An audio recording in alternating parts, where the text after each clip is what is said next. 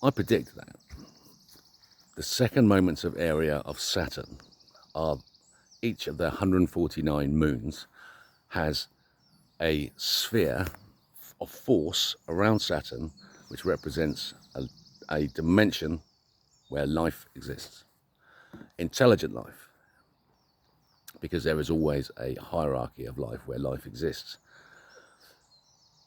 Our one single moon tells us something very important down here, that we don't share our power.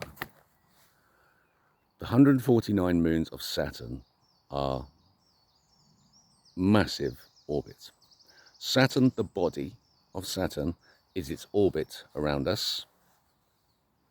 The rings are the stable factor around that massive sphere. That's the center of the universe, and it has to be. That looks like a stable platform for a rotating universe, doesn't it, Saturn? And with its hexagonal pole, demonstrating it's a geometrical dimensional setup. Let's look down through that hole, and we find at the center of the center a tiny rock of water. A little place where water and rock exist at the same place. Stuff and water are compressed together so hard that the water, at the negative Poisson's ratio of the water, expands about the elastica, the sphere of force of that planet, and that everything above the elastica now has space and time. A duration of time is created from the compression of all the rock below the elastica, which creates a stretching force in the molecules above. Below the elastica, everything is straight line geometry, a random aggregate interlock pattern compressed together, creating light, expanding.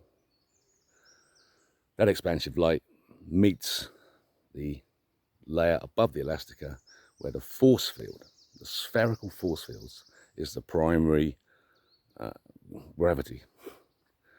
So that the matter, which is now geometrically formed, is now held together by a sphere of force around it. The spheres are separate from each other, and so it's the matter that joins up.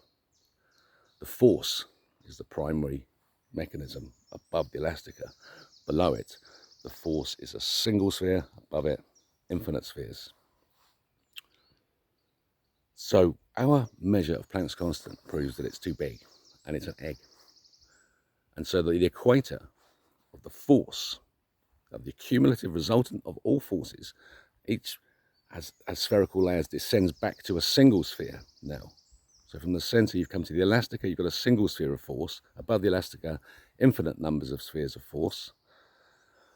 But that's entropy is now pushing that back to a single sphere. So you just get our atmosphere where the magic happens. Everything above that is retreating back to a single sphere. And so we see Saturn as a dot point, as a collapsed dot point of light at a distance away on its orbit.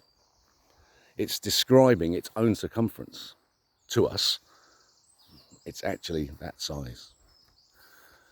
And so life here, with our single moon now, so the second moment of area that holds this whole mechanism together is that here's our planet.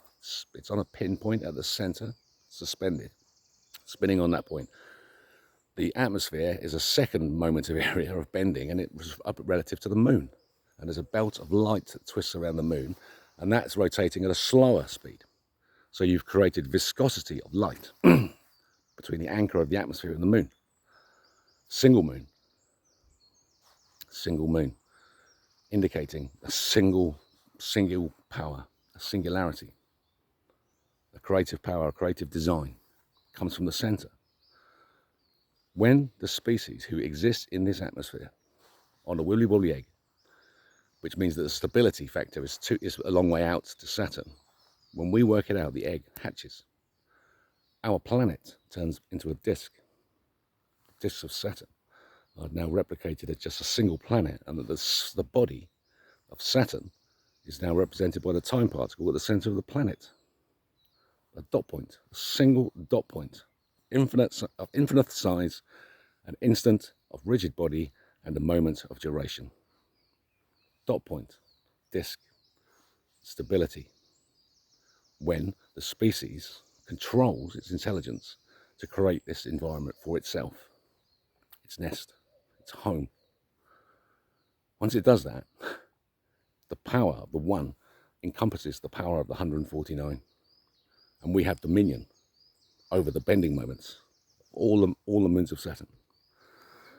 And so all the entities that exist there, and that have existed there for all time, and the intelligence and the power that exists there, this massive, infinite, ancient civilizations that have existed forever, are suddenly under our dominion. And we are their Lord, their God. And we have to have learned the lesson about the morality of Christ. Once we've learned that, and we've all 100% anchored that Christ is the Messiah, greatest commandment, the second which is like it, a health and safety rule, and we have a morality set for the entire planet, and we move on. And the Ashkenazi Jews convert to Christianity, accept the Messiah, bin your Ashkenazi physics, accept Levi's solution to the center of the universe, and let's go. Be ready, my friends. It's really true. It's really happening. The Galactic Federation, they're waiting for us. They're waiting for us. The intelligence must arrive into the Galactic Federation, and that's your job, motherfuckers. It's great, isn't it? Okay, ready? See you next episode. Follow the Rebel King.